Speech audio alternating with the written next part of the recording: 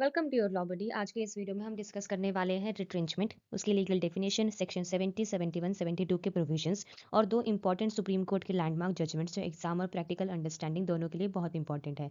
तो चलिए इसे समझना शुरू करते हैं। रिट्रेंचमेंट की डेफिनेशन सेक्शन 2ZH में दी गई है। इंडस्ट्रियल रिलेशंस कोड के हिसाब से रिट्रेंचमेंट का मतलब होता है एम्प्लॉयर के द्वारा वर्कर की सर्विस टर्मिनेट कर देना फॉर एनी रीजन व्हाट्सोएवर, लेकिन पनिशमेंट के रूप में डिसिप्लिनरी एक्शन के तौर पर नहीं।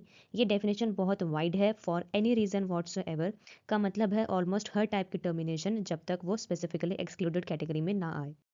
अब हम बात करते हैं एक्सेप्शंस के बारे में, यानी रिट्रेंचमेंट क्या नहीं माना जाएगा। सबसे पहले हम बात करते हैं वॉलंटरी रिट्रेंचमेंट। अगर वर्कर खुद वॉलंटरली रिटायर होता है तो रिट्रेंचमेंट नहीं माना जाएगा। सुपर एनुएशन, अगर वर्कर रिटायरमेंट एज कंप्लीट कर लेता है तो रिट्रेंचमेंट नहीं माना जाएगा। Non renewal of the contract, की अगर एम्प्लॉयमेंट कॉन्ट्रैक्ट एक्सपायर हो गया और रिन्यू नहीं हुआ या कॉन्ट्रैक्ट में पहले से क्लॉज था कि एक्सपायरी पर टर्मिनेट हो जाएगा तो भी वो रिट्रेंचमेंट नहीं हुआ। देन है completion of fixed term employment, यानी कि फिक्स टर्म जॉब का टेन्योर कंप्लीट हो गया तो रिट्रेंचमेंट नहीं माना जाएगा। एंड कॉन्टिन्यूड इल हेल्थ, अगर वर्कर की सर्विस कॉन्टिन्यूस इल हेल्थ की बेसिस पर टर्मिनेट होती है तो रिट्रेंचमेंट नहीं माना जाएगा। नेक्स्ट अब हम बात करते हैं सेक्शन 70 के बारे में, जो बात करता है conditions precedent to the retrenchment. ये सेक्शन तब अप्लाई होता है जब वर्कर ने कम से कम 1 साल कॉन्टिन्यूस सर्विस की हो। एम्प्लॉयर बिना इन कंडीशंस के रिट्रेंच नहीं कर सकता। सबसे पहला है नोटिस रिक्वायरमेंट, कि वर्कर को 1 महीने का रिटर्न नोटिस देना होगा रीजंस के साथ, या फिर नोटिस पीरियड के बदले वेजेस देनी होगी। नेक्स्ट है कॉम्पनसेशन। रिट्रेंचमेंट के टाइम पर वर्कर को कंपनसेशन मिलेगा 15 डेज का एवरेज पे और हर कंप्लीटेड ईयर ऑफ सर्विसेज। अगर 6 महीने से ज़्यादा पार्ट ऑफ ईयर है तो उसको भी कंप्लीटेड ईयर माना जाएगा। नेक्स्ट है गवर्नमेंट नोटिस, की एम्प्लॉयर को अप्रोप्रिएट गवर्नमेंट या स्पेसिफाइड अथॉरिटी को प्रिस्क्राइब्ड मैनर में नोटिस देना होगा। अगर ये 3 कंडीशंस फॉलो नहीं हुई तो रिट्रेंचमेंट इलीगल हो सकता है। नेक्स्ट हम बात करते हैं सेक्शन 71 के बारे में, जो कि बात करता है प्रोसीजर फॉर द रिट्रेंचमेंट। ये section last come first go principle का इस्टेब्लिश करता है। अगर किसी पर्टिकुलर कैटेगरी के वर्कर्स को रिट्रेंच करना है तो नॉर्मली सबसे लास्ट में हायर हुआ वर्कर पहले रिट्रेंच होगा। अगर एम्प्लॉयर किसी और को रिट्रेंच करता है तो उसको प्रॉपर रीज़न रिकॉर्ड करना होगा। ये फेयरनेस इंश्योर करता है। सेक्शन 72 बात करता है री employment of the retrenchment workers. अगर एम्प्लॉयर 1 साल के अंदर नए वर्कर्स हायर करना चाहता है, पहले रिट्रेंच्ड वर्कर्स को अपॉर्चुनिटी देनी होगी, उनको प्रेफरेंस मिलेगी ओवर द न्यू कैंडिडेट्स। ये वर्कर्स के प्रोटेक्शन के लिए इंपॉर्टेंट सेफ गार्ड है।